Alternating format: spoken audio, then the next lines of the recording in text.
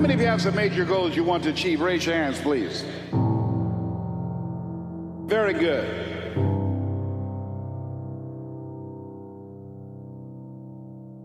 You have something special. You have greatness within you. You have talents, abilities, and skills that you don't even know that you have. Now, I want to make this clear. Everything that I'm going to say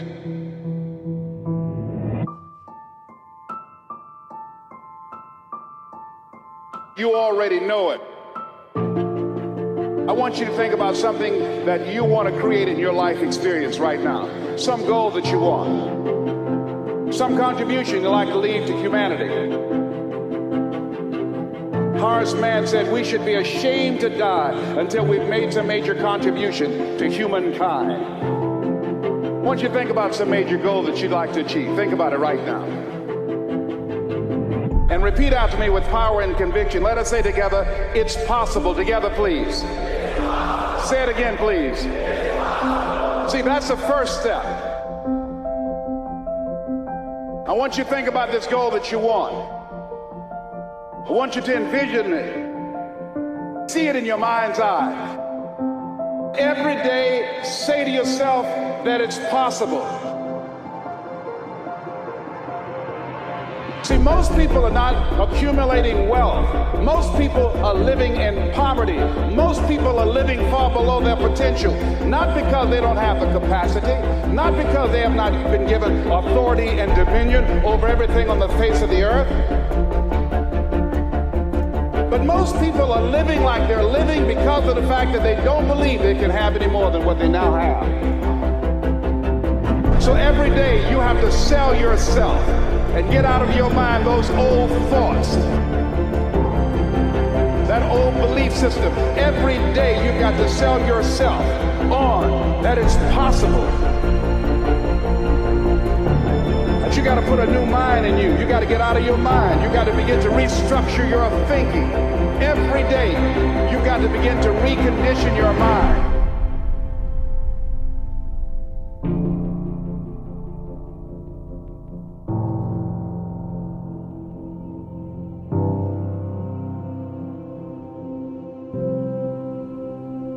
The most difficult thing I've ever done was to believe it could happen to me. That was the most difficult part. How many of you ever thought about something you wanted to do and you talk yourself out of it? Raise your hand if you know what I'm talking about. That inner conversation is what's going to haunt you. That inner conversation will cause you, when you leave here, to go back leading a life of mediocrity, leading a life of poverty, leading a life of unproductivity. I'm going to share with you how to break out of that. Now, I want you to repeat after me, please. We got to recondition our minds. Let us say together, good things are supposed to happen to me. And I want you to say that to yourself every day.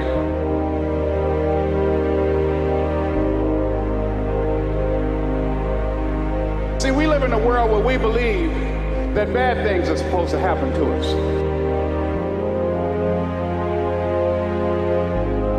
I remember at a point in my life, things are going good for me, and I said, this is too good to be true. Something is bound to happen. Guess what? It did. Thou shalt decree a thing that shall be established unto you and shall accomplish that whereunto it has been sent. Watch your words. Watch what you say about yourself, about your affairs. Be conscious of that on a daily basis. Why? Because your words are powerful. In the beginning was the Word. Life and death is in the tongue. Watch what you say. Never say I'm broke. Say I'm overcoming a cash flow problem.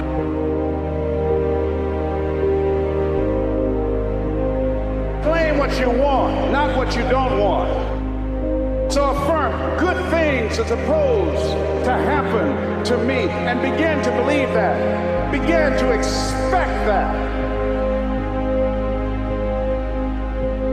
I was talking to my oldest son, Calvin. We were going for a walk.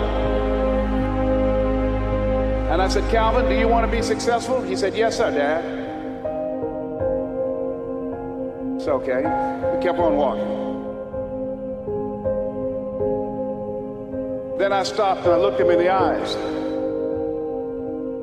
It's my namesake, my junior. I said, Calvin, we're looking at each other eye to eye now. Do you expect to be successful? I said, Calvin, do you expect to be successful? Do you expect, based upon your performance, based upon what you produce at this point in time in your life, do you expect to be successful? And Calvin got quiet. Because see, if you ask most people, do you want to be successful? Do you want to live a life of productivity? Do you want to live a life of contribution? Do you want to be a better father? Do you want to have your own business? Are there dreams you want? Everybody will say yes. But see, want shows up in conversation. Expectation shows up in behavior. See, I can tell what you expect by what you do. That's why the Bible says, judge a tree by the fruit it bears. Not the fruit that it wants. Not the fruit that it talks about. Not the fruit that it claims. But by what you are doing when the music stops. How you conduct yourself. Writing your goals down. Decide to find some product, some idea, some service that you can provide so that you can begin to create some value for yourself so you can create wealth. And let me tell you something, ladies and gentlemen. It's very important that we begin to learn how to create wealth. I'm not talking about loving money. See, I believe that lack of money is the root of all evil. Money makes a difference in your life. I never wanted to be rich. All I've ever wanted to do was to be comfortable. How many of you ever want to be comfortable? Raise your hands. Then I realized in order to be comfortable, you got to be rich. Repeat after me, please. I'll never be broke again. I affirm that I'll never be broke again. Never.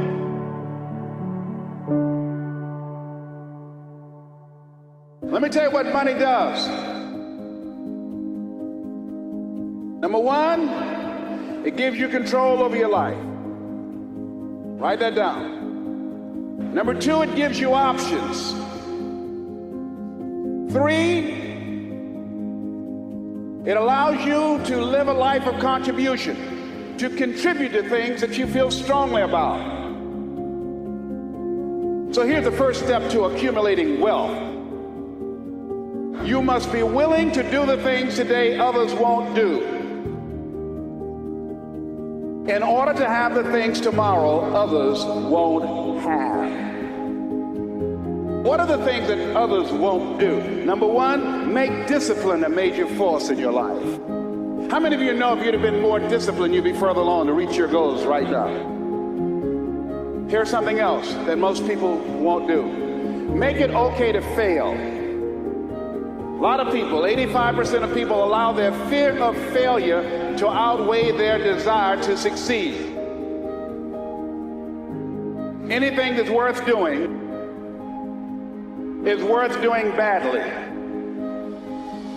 Anything that's worth doing is worth doing right, as we have been taught, if you know how to do it. But if you don't know how to do it, it's worth doing badly until you get it right. So how do we begin to create wealth? Number one, knowledge. What knowledge that you have in this economy Next is talent. You want to master your talent. Find out what it is that you love to do. So what do you love to do? And then explore ways in which you can earn a living doing that. The other thing is, not only must you have knowledge, talent, some skill, but the other thing that's important, faith to act on whatever your dream is. See, that faith is very important. The faith to act on those dreams, those desires.